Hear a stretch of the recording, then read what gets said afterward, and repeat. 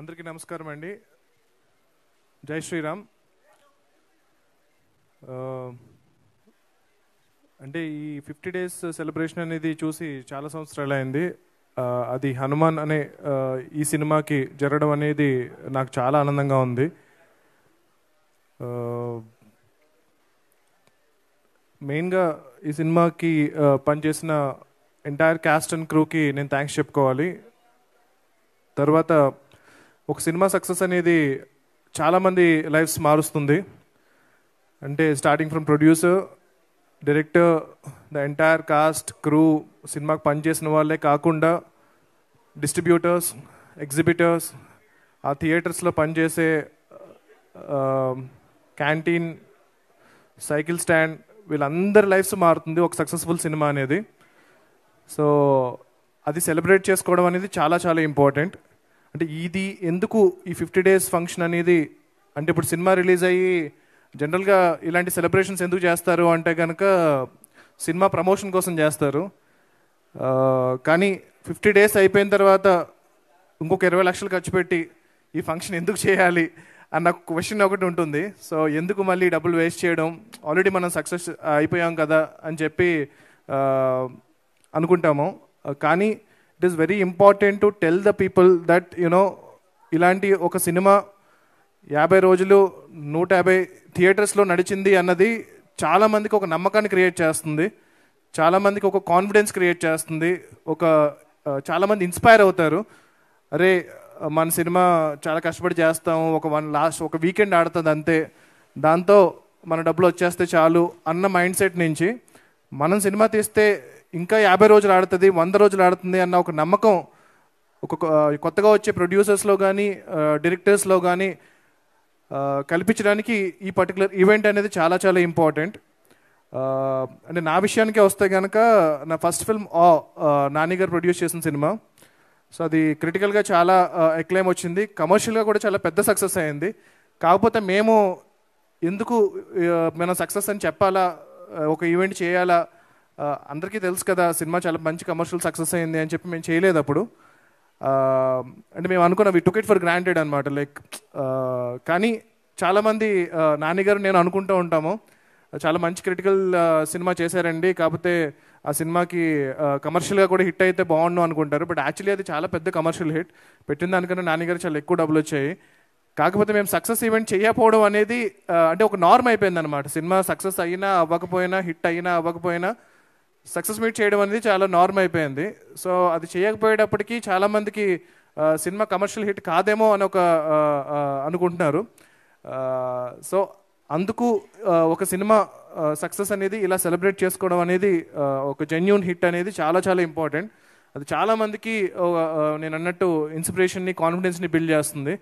So అలాంటి ఈ సెలబ్రేషన్లో మీరందరూ పాల్గొన్నందుకు చాలా చాలా థ్యాంక్స్. అండ్ మా మీడియా మిత్రులు ఈ సినిమాని స్టార్ట్ అయినప్పటి నుంచి ఇప్పటి వరకు జనాల్లోకి విపరీతంగా తీసుకెళ్లారు. మీ అందరికీ కూడా పేరు పేరున వంశశేఖర్ గారి దగ్గర నుంచి, మూర్తి గారి దగ్గర నుంచి, నిశాంత్ గారి దగ్గర నుంచి ప్రతి ఒక్కరికి చాలా చాలా థ్యాంక్స్ అండి ఈ సినిమాని ఇంత ఎంకరేజ్ చేసినందుకు. That's it. థ్యాంక్ యూ అండి. Thank you so much for hosting this. And ఈ సినిమా 50 రోజులు పూర్తి చేసుకుంది. And there is a remastered version that is coming.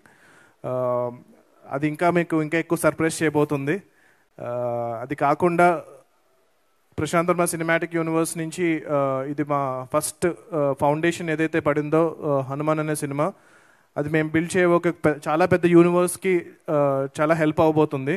అంటే మేము ఈ సినిమా జస్ట్ సక్సెస్ అయితే స్లోగా ఒక 20 ఏళ్లలో చేద్దాం అనుకున్న పని అంతా కూడా ఇప్పుడు ఒక 5 ఏళ్లలో చేయగలుగుతున్నాము.